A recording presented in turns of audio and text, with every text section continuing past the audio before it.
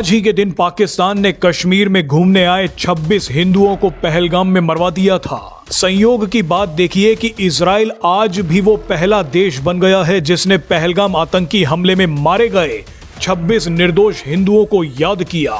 वैसे आपको बता दें कि इजराइल ही वो देश था जिसने 1 साल पहले भी आतंकी हमला होते ही भारत को लेकर एक ऐसी बात कही थी जिसे कहने की हिम्मत उस समय किसी देश ने नहीं दिखाई थी। 1 साल पहले पहलगाम आतंकी हमले के कुछ घंटों बाद ही इजराइल के प्रधानमंत्री बेंजामिन नेतन्याहू ने अपने ट्वीट में जो लिखा उसे लिखने के लिए शेर का जिगर चाहिए। इस ट्वीट के बारे में हम आपको बताएंगे तो आपका खून भी खुशी और जोश के मारे उबाल मारने लगेगा। लेकिन उससे पहले एक सवाल का जवाब देना जरूरी है।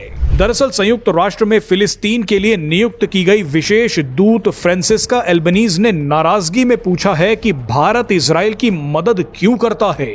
यही सवाल भारत में बैठे वामपंथी और कट्टरपंथी भी पूछते रहते हैं। तो इसका जवाब जानने से पहले इन तस्वीरों को देख लीजिए। जब ईरान पर हमला हुआ तो भारत के कुछ लोग छाती पीट पीट कर रोए, लेकिन 1 साल पहले जब पहलगाम आतंकी हमले में हिंदुओं को मारा गया तो कुछ कश्मीरियों को लगा कि उनका बिजनेस चौपट ना हो जाए तो 4 कश्मीरी दिखावा करने के लिए मोमबत्ती लेकर आ गए। उनमें भी एक पीछे बैठकर हंस रहा था।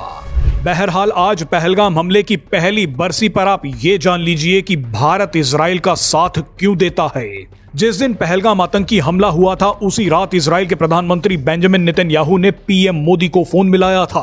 पीएम मोदी और नेतन्याहू की बातचीत के दौरान ही इजरायली विदेश मंत्रालय के प्रवक्ता ने एक मीडिया चैनल से बात करते हुए कहा था कि अगर भारत और पाकिस्तान के बीच कोई संघर्ष होता है तो इजराइल बिना सोचे भारत का साथ देगा, क्योंकि दोस्त का यही फर्ज होता है।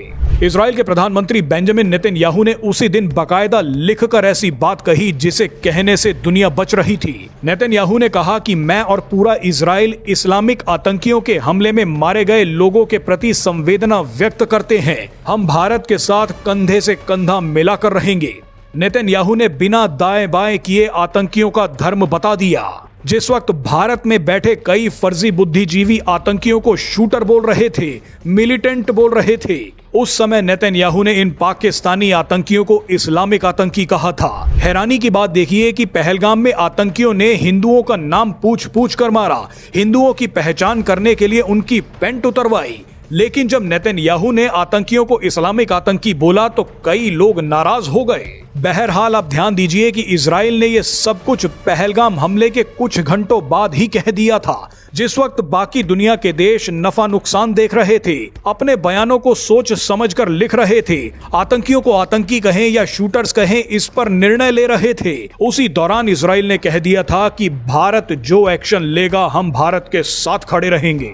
इजराइल ने यह सब कुछ ऑपरेशन सिंदूर से पहले कहा था और मजे की बात देखिए कि ऑपरेशन सिंदूर में इजराइल ने भारत की खूब मदद की।